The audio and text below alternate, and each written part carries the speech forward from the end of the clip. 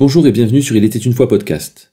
Aujourd'hui, je vous propose la lecture du verset 11 au verset 16 du chapitre 5 de l'évangile de Matthieu. Heureux serez-vous lorsqu'on vous outragera, qu'on vous persécutera, et qu'on dira faussement de vous toutes sortes de mal à cause de moi. Réjouissez-vous et soyez dans l'allégresse, parce que votre récompense sera grande dans les cieux, car c'est ainsi qu'on a persécuté les prophètes qui ont été avant vous. Vous êtes le sel de la terre. Mais si le sel perd sa saveur, avec quoi la lui rendra-t-on ? Il ne sert plus qu'à être jeté dehors et foulé aux pieds par les hommes. Vous êtes la lumière du monde. Une ville située sur une montagne ne peut être cachée. Et on ne l'aime pas une lampe pour la mettre sous le boisseau, mais on la met sur le chandelier, et elle éclaire tous ceux qui sont dans la maison. Que votre lumière luise ainsi devant les hommes, afin qu'ils voient vos bonnes œuvres et qu'ils glorifient votre Père qui est dans les cieux. Dans le dernier épisode, on s'était arrêté au verset 10 des Béatitudes, là, qui dit « Heureux ceux qui sont persécutés pour la justice, car le royaume des cieux est à eux ». Donc Jésus parlait déjà de persécution. Et là, au verset 11, il fait l'emphase sur la persécution. Il donne plusieurs versets sur le sujet. Mais même si le verset 11 commence aussi par « heureux », la mécanique, elle change un peu. Là, on n'est plus seulement sur un état de cœur, mais il y a la foi qui entre en jeu. Pourquoi la foi ? Parce que Jésus, au verset 12, il donne un ordre. Il commande « Réjouissez-vous, soyez dans l'allégresse quand vous êtes persécutés ». Pourquoi ? Parce que votre récompense sera grande dans les cieux. C'est pour ça qu'il y a la foi, parce que la récompense, elle vient plus tard, on ne la voit pas tout de suite. Donc on est appelé à se réjouir même si on est persécuté, ou plutôt quand on est persécuté, parce qu'il s'agit plutôt d'une promesse d'ailleurs, à cause de la récompense qui sera grande dans les cieux.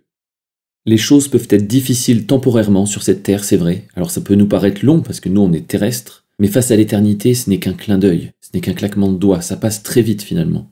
Par contre la récompense, elle est éternelle, et on peut regarder à la récompense. Comme Jésus l'a fait à la croix, il n'a pas regardé à la souffrance, en tout cas il ne s'est pas arrêté à regarder à ça, il a regardé à la gloire à venir, et au cadeau, au don qu'il nous faisait, le don de sa justice. Alors maintenant, les versets suivants, de 13 à 16, ne parlent pas spécifiquement de la persécution, mais je les ai laissés dans le même épisode. Pourquoi ? Parce que pour moi il y a un lien vraiment. Dans la suite du texte, on voit qu'on est appelé le sel de la terre, la lumière du monde, et c'est notre mission sur terre, donner de la saveur à ce monde qui se perd, éclairer les ténèbres de ce monde qui est aveugle. Une fois que Jésus-Christ entre dans notre cœur, que sa lumière entre dans notre cœur, c'est pas appelé à être caché, à être mis sous le boisseau, comme il dit au verset 15. Non, au verset 16, il dit que votre lumière luise ainsi devant les hommes. Donc la lumière qu'on reçoit, on doit la faire briller devant les hommes, elle doit être visible. Et c'est ça le point. Si on est le sel de la terre, qu'on donne de la saveur, si on est la lumière du monde et qu'on éclaire les gens, on est visible. Et on doit être visible. Parce que les gens doivent voir nos œuvres, nos bonnes œuvres, et ils vont glorifier Dieu. Alors ça, c'est la bonne partie, mais ça ne concerne pas tout le monde. Parce que les autres, ils vont voir nos bonnes œuvres, mais ils vont être énervés, et c'est eux qui vont nous persécuter. Donc dans ces béatitudes, on voit bien que Dieu nous offre l'abondance du ciel. Il nous offre la pleine vie. Si on est malade, on est guéri. Si on a faim et soif de justice, on est rassasié, etc. Donc on reçoit. Mais ça ne s'arrête pas là. On reçoit pour être transformé et pour à notre tour pouvoir donner. Et quand on donne, on est visible. Et il y en a certains qui vont glorifier Dieu pour ça.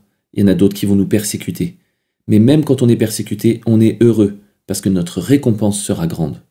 Et ce passage fait écho à un passage dans l'évangile de Marc aussi, où Jésus répond aux disciples, et il dit, au verset 29 du chapitre 10, « Je vous le dis en vérité, il n'est personne qui, ayant quitté à cause de moi et à cause de la bonne nouvelle, sa maison, ses frères, ses sœurs, sa mère, son père, ou ses enfants, ou ses terres, ne reçoivent au centuple, présentement dans ce siècle-ci, des maisons, des frères, des sœurs, des mères, des enfants et des terres, avec des persécutions, et dans le siècle à venir, la vie éternelle. » Donc même si naturellement on veut fuir la persécution et on n'a pas envie de passer par là, c'est normal, Jésus lui-même n'avait pas envie de passer par la croix, mais en vérité la persécution est une très bonne nouvelle.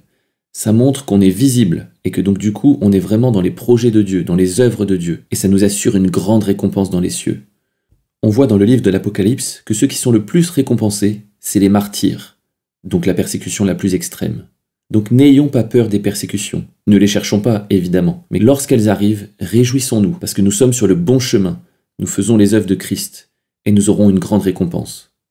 À bientôt sur Il était une fois podcast.